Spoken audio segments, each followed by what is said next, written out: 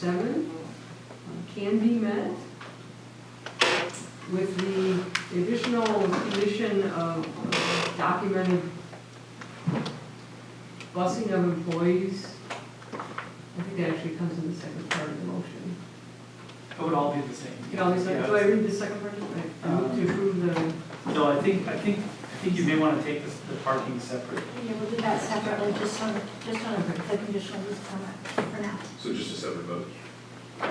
Yeah, we'll vote Okay. separately on The that. busing Yeah. of employees comes with parking, not with conditional use of, as a daycare. I think it's, well, I'll let you opine on that. If I understand the motion, the intent would be to grant the conditional use permit further subject to the requirement that the applicant bus the employees in remotely. Yep. Is that it? Based upon the finding that all the criteria in 535-25 sub C have been met. Correct. Okay. You can just say what he said. If you're okay with it, are you okay with it? I'm agree with the way it was phrased by Nate, yes. Was that your intent? I want to make sure that was. Yeah, there's two motions. I think the question was, does that get attached to the conditional use? or- Absolutely. or to No. the parking? The additional condition that they bus people in, is that the question?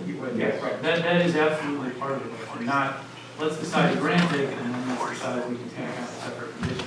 Because your opinion, if there's not agreement on that, you might say, well, I want to still approve it anyway, or I might not, depending on whatever. So that's absolutely part of the same motion.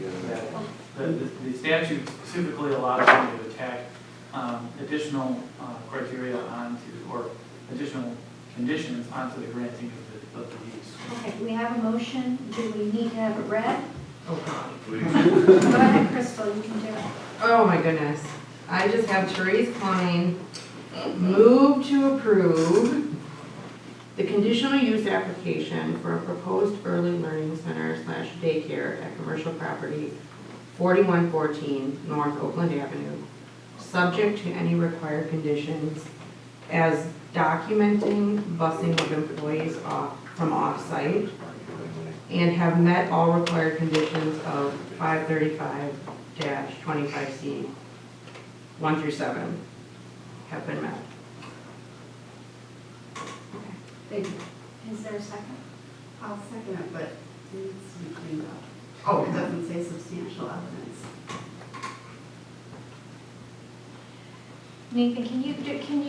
you want me to, speed it up? I can clean up the motion?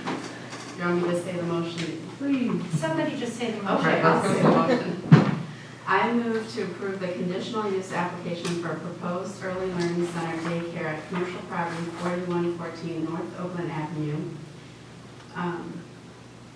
Based on the fact that substantial evidence was met for, The criteria laid out. criteria laid out in 535-25 subsection C, subject to the busing of employees out From a remote location. from a remote location. Okay.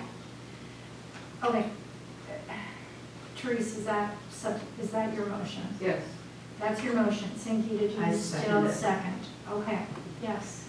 Can I clarify if that's busing of all employees? Because I think the traffic study mentioned the bus was for 13 to 14 employees. So am I correct in that? The traffic study had it as essentially half the employees would be bused, or would all the employees be bused? So with our business model, as we showed in the previous meetings, I was told not to present that information. Our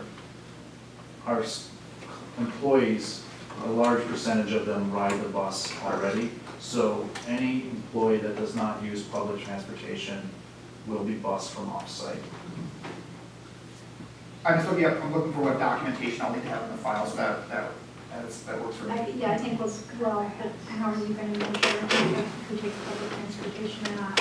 I think if this is a condition, then we need to be clear, half the employees, all the employees. Well, It's all the employees that don't ride public transportation. yeah, I mean, basically what they're saying is that No employees there's no park outside. parking for employees Okay, on the site. There's no employee parking. okay, does the motion address that? Does the motion Except the person address that? driving the bus. Drive the bus, yes. Does this motion express that intention clearly enough?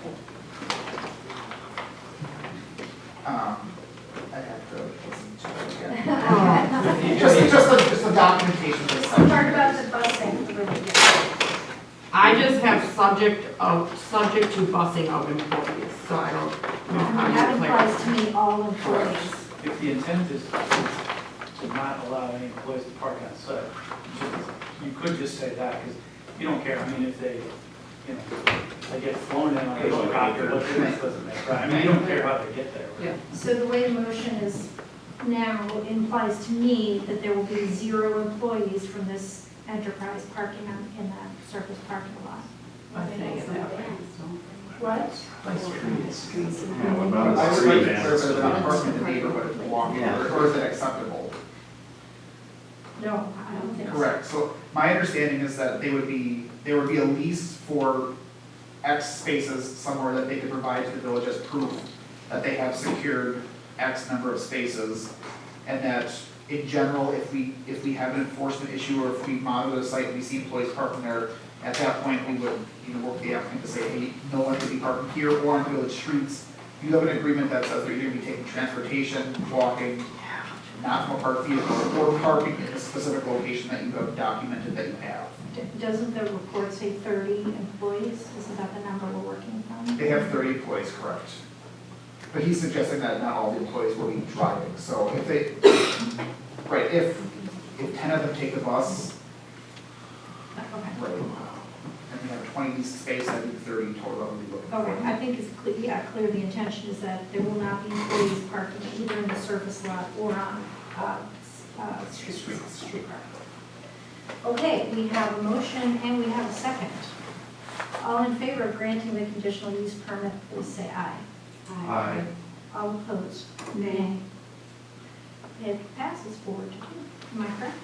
It passes 4-2. Okay. Now we need to move on to, you're not done yet. We need to move on to the parking exception. Okay, and have a motion on that. There's no amendments to this motion. I move, Do we need to do the parking exception since they are not, why do we need to do the parking exception? Because they approved they're not going to park there at all. Within the occupancy review, there's a section on the application that indicates whether or not they meet those requirements. They currently don't meet the 30 spaces on site for it, so I would need to have these special exception parking to the occupancy application so that it documents the planning commission was okay with accepting that requirement. okay. So I move to approve the parking special exception application for proposed early learning center daycare at commercial property 4114 Oakland Avenue, subject to any required conditions. The motion and a second, is there any discussion? All right, let's vote, all in favor? Opposed? Nay. The motion passes 4-2. All right. Guess we'll be having a bilingual daycare in Shorewood, which is great. Okay, very good. What we need to do is, Let's move on. Item number 6, recommendation for ordinance amendment walk in the streets, no, no, it's cops. to solar and wind energy systems. Illegal parkers, all of the cops. Thank you. So this item was discussed at the planning commission last night. With a motion to modify the previous draft to indicate that neighboring properties would be notified if a solar application was submitted to our office. So the redraft that's presented to you tonight has that requirement in it. So based on that, that is what I, am presenting. However, in talking with Attorney Bayer, he's had a chance to review it again and has potentially a different modification that he'd like to throw out there for your consideration in terms of administratively making things more clean and clear perhaps, but I'll let him take that if that's okay. Yeah, and this won't take long. This is just a very technical thing. The way that the proposed amended ordinance right now is set up, it says that solar energy systems are just a complete permitted use in all areas. So just as a practical matter, we can't say, okay, well, we define something as a complete, utter, free use, permitted use in all areas. If we do that, they don't have to come and ask us for permission for anything, because it's not like where something's permitted, but you still have to get a building permit because we have to make sure that the loads are proper and all that kind of stuff. So I think we have two options. We can either say it's a total permitted use everywhere, we're not even gonna bother reviewing them. That's one option, that's option A.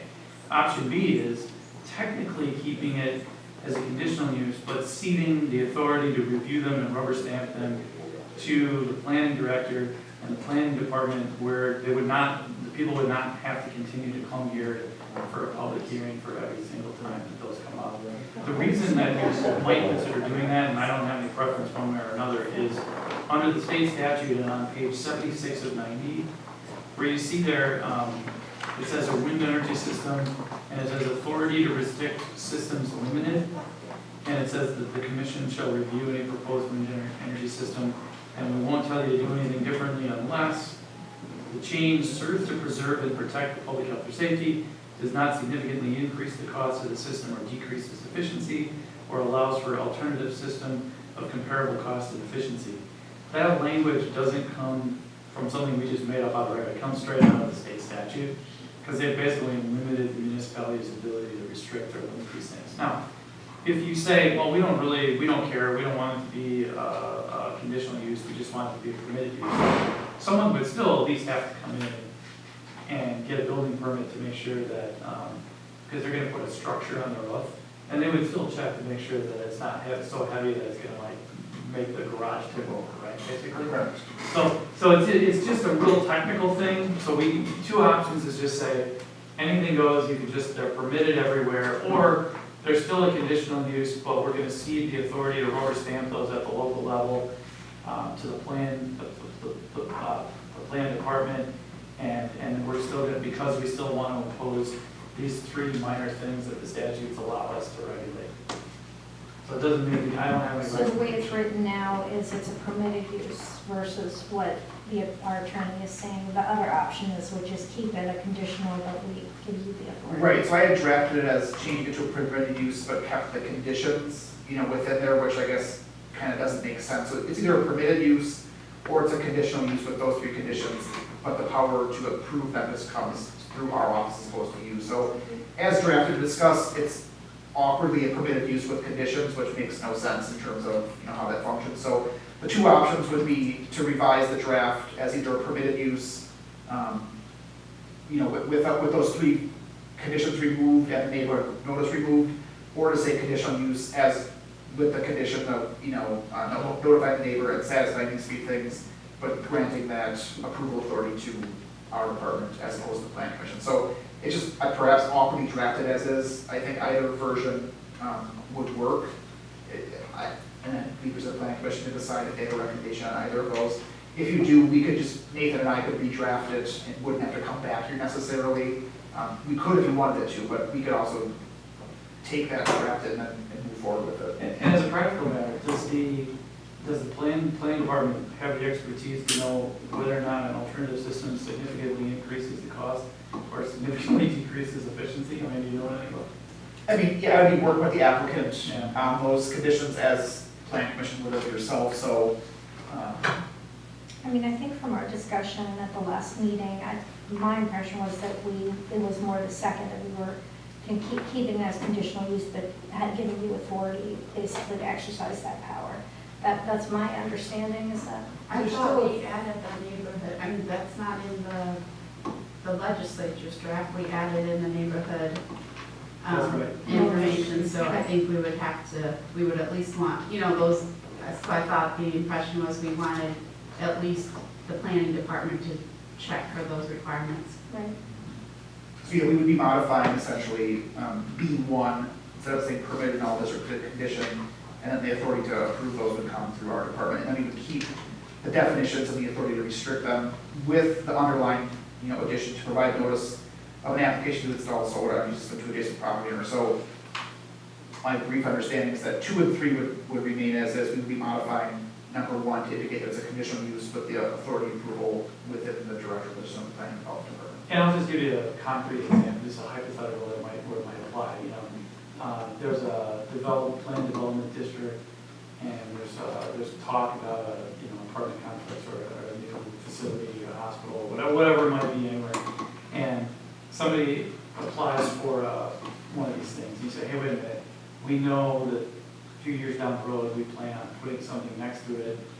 Can you put it on the garage instead of the house? It's a horse piece, you can still get the same exposure to the sun, you know, and that might not interfere with some plan. If you know that, you can at least give them that opportunity, retain that ability. So we'll just, if there's a motion tonight to recommend that, or not just clean up the language in the ordinance, and it basically just retains it as a conditional use now approved through the planning department. Do you need a motion, or can we just advise here? I mean, I'm sure a motion is fine if someone wants to make a motion. Is there still a fee?